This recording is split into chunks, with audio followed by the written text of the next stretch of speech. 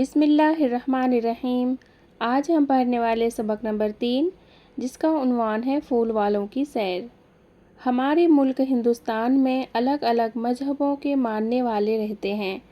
ہندو، مسلمان، سکھ، عیسائی سبھی لوگ اپنے اپنے مذہبی تہوار جیسے دیوالی، عید، گرو پرب اور کرسمس بڑے جوش و خروش سے مناتے ہیں۔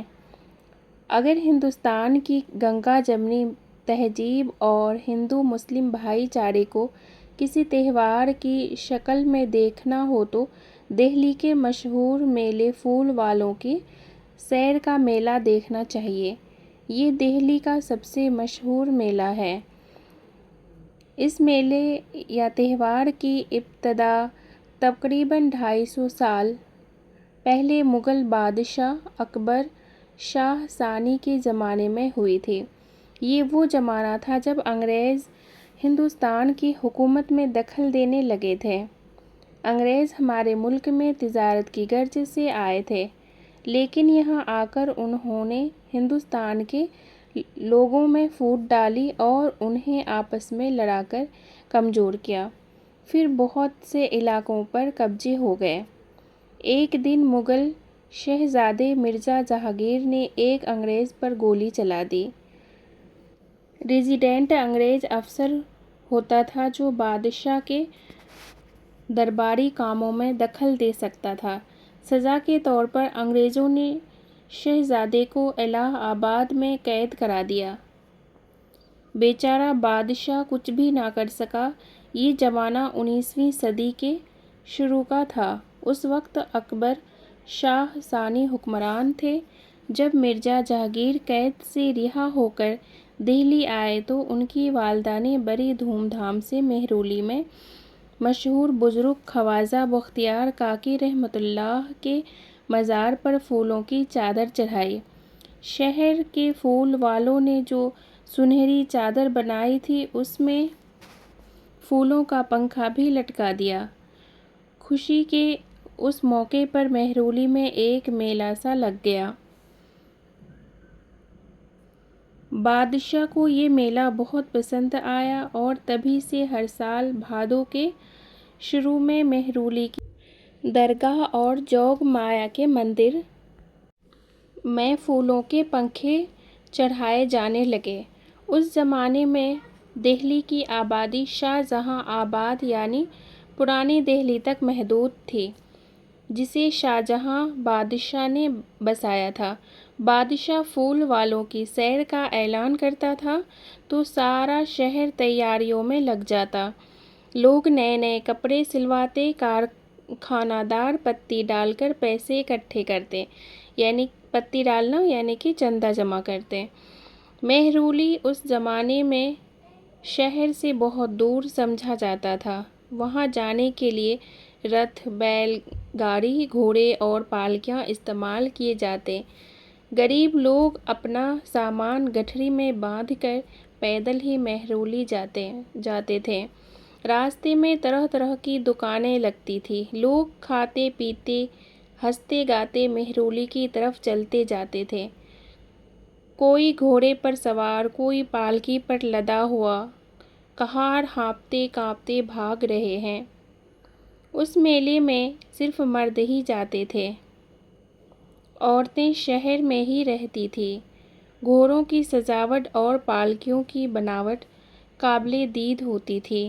پھول والوں کی سیر کے موقع پر دہلی کا شہر تقریباً خالی ہو جاتا تھا۔ مہرولی میں رئیس لوگ اپنے مکانوں اور حویلیوں میں ٹھہرتے، عام لوگ باغوں اور کھنڈروں میں ڈیرے ڈالتے تھے۔ بارش کا موسم، باغوں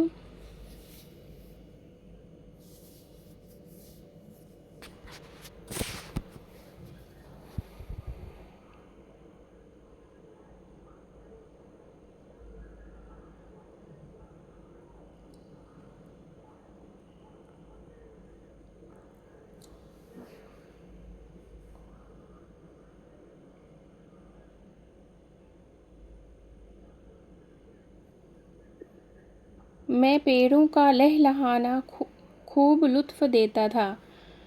کڑھائیوں میں پکوان پک رہے ہیں۔ مہرولی کا بازار میوہ، مٹھائیوں اور کھلونوں سے پٹا پڑا ہے۔ پوڑیاں، کچوریاں، کباب، پراٹھے، بریانی، مظفر اور متنجن کی خوشبو سے گلی کوچے مہک رہے ہیں۔ بادشاہ، شہزادے اور شہزادیاں کئی دن تک مہرولی میں ٹھہرتے تھے، کشتیاں دیکھتے، مرغے اور تیتر لڑاتے تھے۔ بادشاہ اور شہزادے شمسی تالاب کے آس پاس سیر کرتے۔ مہینے کی 14ویں رات کو مغرب کے بعد پھولوں کا بڑا خوبصورت پنکھا جوگ مایا مندر کے لیے اڑتا تھا۔ راستے میں مشعل، لالٹینیں، فانوس اور دیوار گری کی روشنی سے دن کا سا سما ہوتا تھا۔ پنکھے کے آگے آگے ڈھول تاشے والے رنگ برنگی وردیاں اور گول ٹوپیاں پہنے زور و شور سے ڈھول تاشے بجا کر آسمان سر پر اٹھا لیتے تھے۔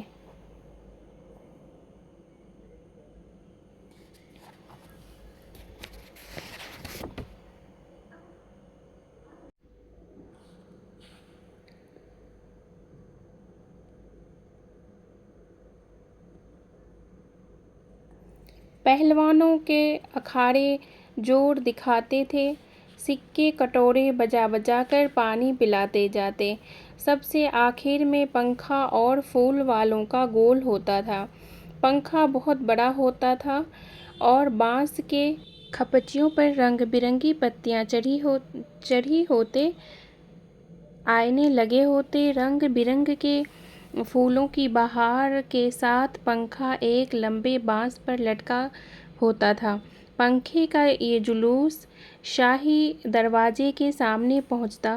بادشاہ باراہ میں سے نظارہ کرتے، بیگمات چلمنوں کے پیچھے سے یہ تماشا دیکھتی رہتی۔ بادشاہ سلامت باجے والوں کو، پہلوانوں اور پھول والوں کو انعام دیتے۔ یہاں سے آدھی رات کے قریب جوگ مایا مندر میں ہندو مسلمان مل کر پنکھا چڑھاتے اور چاند کی روشنی میں تبرک پرساد لے کر واپس آتے۔ اگلے دن اسی دھوم دھام سے خواجہ بختیار کاکی رحمۃ اللہ کی درگاہ پر پنکھا چڑھانے کی رسم دہرائی جاتی۔ بادشاہ اور شہزادے دونوں پنکھے کے ساتھ ساتھ احترام سے چلتے تھے۔ آخری مغل بادشاہ بہادر شاہ ظفر کے زمانے میں پھول والوں کی سیر کا میلہ اور زیادہ بارونق ہو گیا تھا۔ 1857 میں عوام نے انگریزوں کے خلاف جنگ چھیڑ دی۔ کچھ مہینے بعد یہ جنگ ناکام ہوئی اور دہلی برباد ہو گئی۔ جب مغلوں کی بادشاہت ہی مٹ گئی تو پھول والوں کی سیر کون کرتا؟ چنانچہ یہ میلہ بند ہو گیا۔ آزادی کے بعد ہندوستان کے ہر دل عزیز وزیر اعظم جواہر لال نہرو نے ہندو مسلم بھائی چارے کے اس خوبصورت تہوار کو دوبارہ شروع کرایا۔ شاہی زمانے میں یہ میلہ برسات میں لگتا تھا، آج کل یہ اکتوبر کے مہینے میں ہوتا ہے۔ ان دنوں موسم گلابی ہوتا ہے اور ہر طرف ہریالی چھائی رہتی ہے۔ حالانکہ پھول والوں کی سیر میں پہلے جیسا جوش و خروش تو اب نہیں رہا، لیکن حکومت نے ہندو مسلم بھائی چارے کو فروغ دینے کے لیے اس تہوار کو زندہ رکھا ہے۔ آج بھی ہندو، مسلم، سکھ، عیسائی بڑی تعداد میں اس میلے میں شامل ہوتے ہیں۔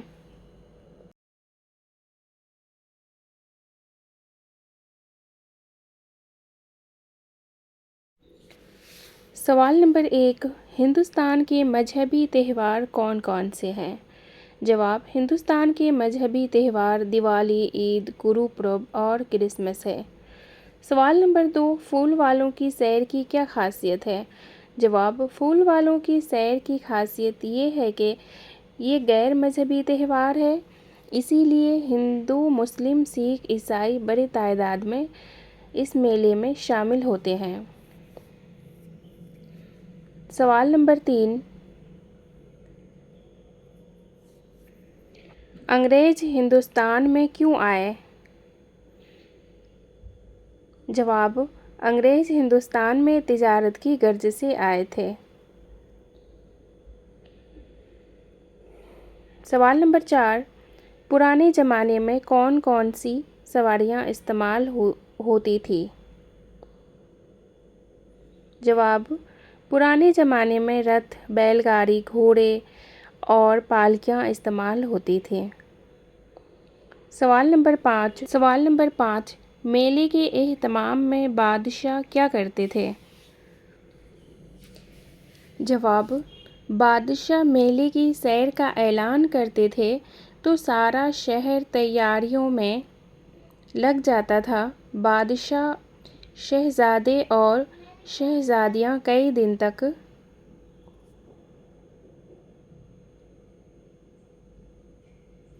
مہرولی میں رہتے تھے۔ بادشاہ باجے والوں، پہلوانوں اور پھول والوں کو انعام دیتے تھے۔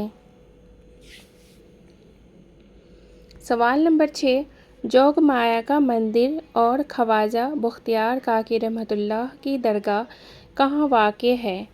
جواب: جوگ مایا مندر اور خواجہ بختیار کاکی رحمۃ اللہ کی درگاہ مہرولی، دہلی میں واقع ہے۔ سوال نمبر 7، آخری مغل بادشاہ کا نام کیا تھا؟ جواب: آخری مغل بادشاہ کا نام بہادر شاہ ظفر تھا۔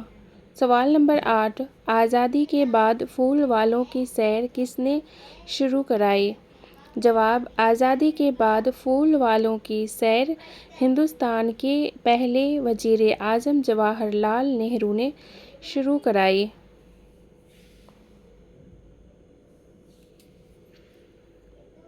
سوال نمبر 9، پھول والوں کی سیر کا میلہ ہمارے لیے کیوں اہم ہے؟ جواب: یہ میلہ ہمارے لیے اس لیے اہم ہے کیونکہ یہ ہمیں مغل دور کی یاد تازہ کراتا ہے اور یہ ہندوستان کی گنگا جمنی تہذیب کی علامت ہے اور ہندو مسلم بھائی چارہ کا سبق دیتا ہے۔ نیچے لکھے ہوئے لفظوں کو اپنے جملوں میں استعمال کیجیے۔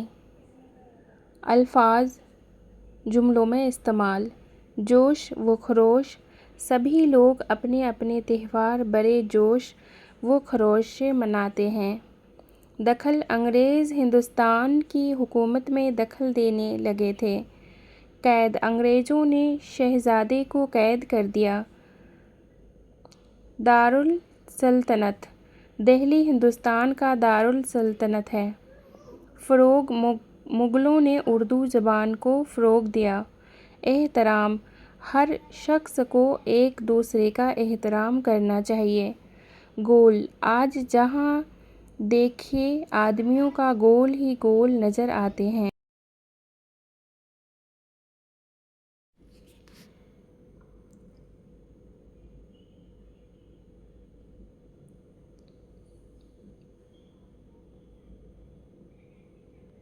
پرساد، پرساد لینا اور دینا اچھی بات ہے۔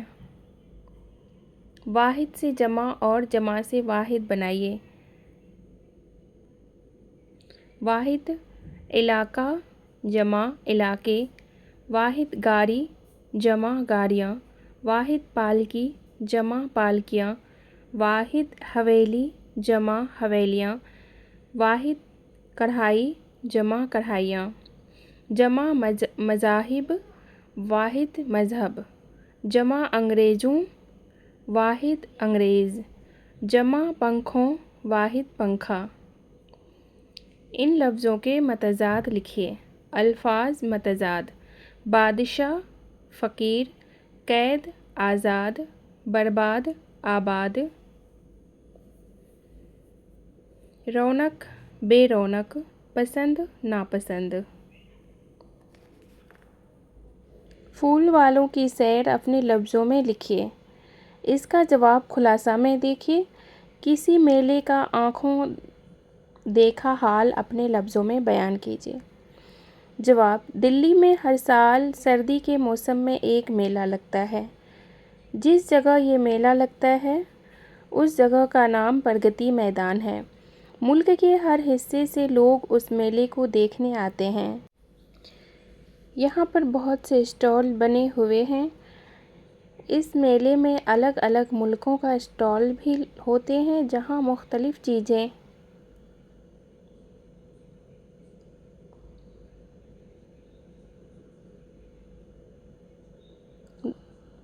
دیکھنے اور بیچنے کے لیے رکھی جاتی ہے۔ ہندوستان کے صوبوں کے الگ الگ اسٹال ہوتے ہیں۔ ان اسٹالوں میں چیزوں کے ساتھ اس صوبوں کے رہن سہن، رسم و رواج کی بھی نمائش ہوتی ہے۔ میلے میں الگ الگ قسم کے معلوماتی اور تفریحی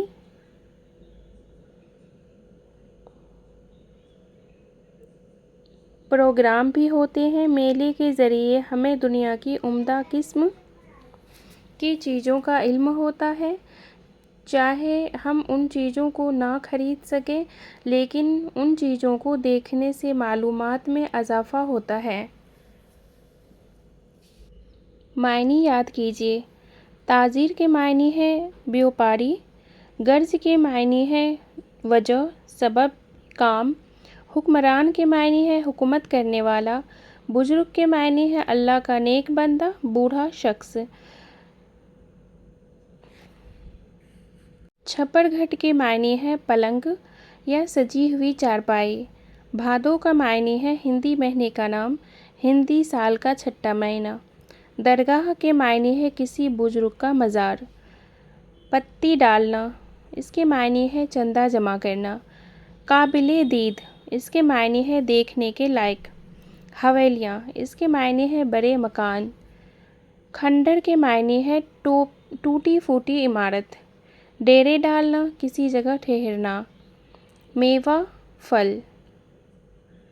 متنجن، گوشت اور چاولوں سے تیار کیا جانے والا میٹھا پلاؤ۔ مزعفر کے معنی ہے زعفران سے تیار کیا جانے والا زردہ۔ مشعلے کے معنی ہے چراغ۔ تاشے کے معنی ہے باجے کا نام۔ آسماں سر پر اٹھانا، اس کے معنی ہے بہت شور مچانا۔ سکے کے معنی ہے پانی پلانے والے۔ فانوس کے معنی ہے چراغ دان، یا مراد چراغ یا شمع۔